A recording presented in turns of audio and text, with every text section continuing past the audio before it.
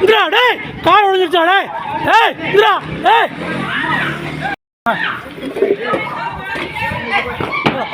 டேய் சார் இந்திரா டேய் சார் இங்க பாருங்க டேய் எடுத்து இருக்கடா டேய் இங்க விடுடா டேய் இந்திரா வாடி சார் போலீஸ் ஃபோன் பண்ணுங்க ஏய் விடுடா போலீஸ் ஃபோன் பண்ணுங்க நூறு அடி வீடியோ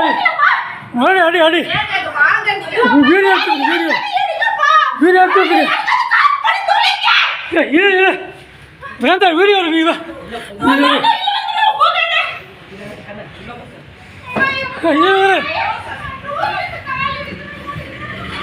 கரூர் காந்தி கிராமத்தில் வடக்கு காந்தி கிராமத்தில் ஈபி காலனி ரோட்டில் ஜிஆர் நகரில் நான் வசிச்சிட்ருக்கேன் குடும்பத்தோடு. நான் செட்டிநாடு சிம்மில் வந்து ஒர்க் பண்ணிவிட்டு அங்கே ரிட்டையர் ஆகி இங்கே வசிச்சிட்ருக்கேன். கிட்டத்தட்ட 5 வருஷமாக இங்கே தான் இருக்கேன். நான் என்னுடைய வீட்டு தேவைக்காகவும் தொழில் தேவைக்காகவும் நான் வந்து கரூரில் உள்ள ரகுநாதன் ஃபைனான்சியர் தொழிலதிபர் ரகுநாதன் அவர்களிடம் வட்டிக்கு பணம் 23 லட்சம் நான் வாங்கியிருக்கேன். அதுக்காக வட்டி மாதம் சரியாக கட்டி கொண்டு இருந்தேன். அதன் பின்பு நான் வந்து வீட்டை வந்து அடமானமாக வைத்து அவரிடம் கடன் வாங்கியிருக்கிறேன். அதன் பின்பு நான் இப்போ வட்டி முதலையும் அசலையும் கட்டி கணக்கு முடிக்க போய் சென்று கேட்ட பொழுது அவர் உன்னோட வீடு என் பேரில் இருக்குது, நான் வந்து உங்கள் வீட்டு தரமாட்டேன், நான் உங்களுக்கு என் பேரில் கரையும் பண்ணி வச்சுட்டேன் நான் அப்படின்னு சொல்லும்போது எனக்கு திடீர்கிட்ட நான் அடமானம் தான் கொடுத்துருக்கேன். அப்போது நீங்கள் சொன்னது அடமான கடன் தான் சொன்னீங்க அப்படின்னு கேட்டதுக்கு இல்லை அப்போ வந்து அடமான கடன் தான் நாங்கள் சொன்னோம், ஆனால் இந்த நிலையம் இந்த வீடு வந்து உங்களுக்கு நாங்கள் திருப்பி தரமாட்டோம், நீங்கள் வீட்டை காலி பண்ணிவிட்டு இங்கேருந்து நீங்கள் கிளம்பிடுங்க அப்படின்னு சொல்லி எங்கள்கிட்ட வந்து பல முறை வீட்டில் வந்து தகராறு பண்ணி அடியாட்களை அனுப்பிச்சு என் வீட்டை ஃபோர்ஜரி பண்ணி என் வீட்டை அபகரிக்க அவர் திட்டமிட்டு பல நாட்கள் பல வாரங்கள் அடியாட்களை அனுப்பி எனக்கு வீட்டின் முன்பு வந்து தகராறு செய்து கொண்டு சொத்தை அபகரிக்க முயன்றார். இதன் காரணமாக நான் பசுபாளையம் ஸ்டேஷனில் சென்று கம்ப்ளைண்ட் பலமுறை கொடுத்த கம்ப்ளைண்ட்டுக்கு எந்த விதமான ஆக்ஷனும் சரியாக எடுக்காமல் அவர்கள் நீதிமன்றம் சென்று இதற்கு பரிகாரம் தேடிக்கொள்ளுங்கள் என்று அவங்க சொல்லிட்டாங்க. அதுக்கப்புறம் நாங்கள் என்ன பண்ண நீதிமன்றத்துக்கு இந்த வழக்கை கொண்டு போனேன். இந்த வழக்கு நீதிமன்றத்தில் நடந்துகிட்ருக்கு. இது வரைக்கும் 2 ஹியரிங் முடிஞ்சிச்சு.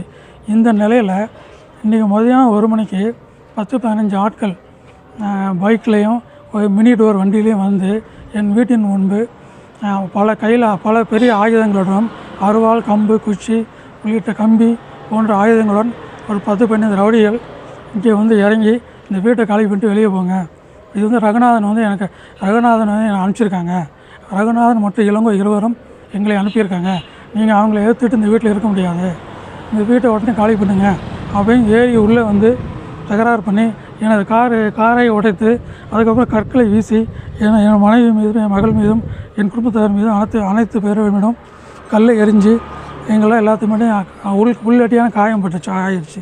ஸோ இதனால் இந்த மாதிரி ஒரு பொதுமக்களாகிய நாங்கள் எங்களுக்கு வந்து ஒரு பரிகாரம் தேவை இருக்குது.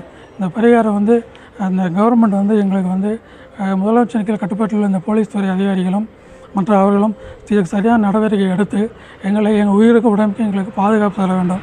நாங்கள் இதனால் ஒவ்வொரு நாளும் தூங்காமல் முழிச்சுக்கிட்டே நாங்கள் இருக்கிறோம். எங்களுக்கு மன உளைச்சலாக இருக்குது, மன வேதனையாக இருக்குது.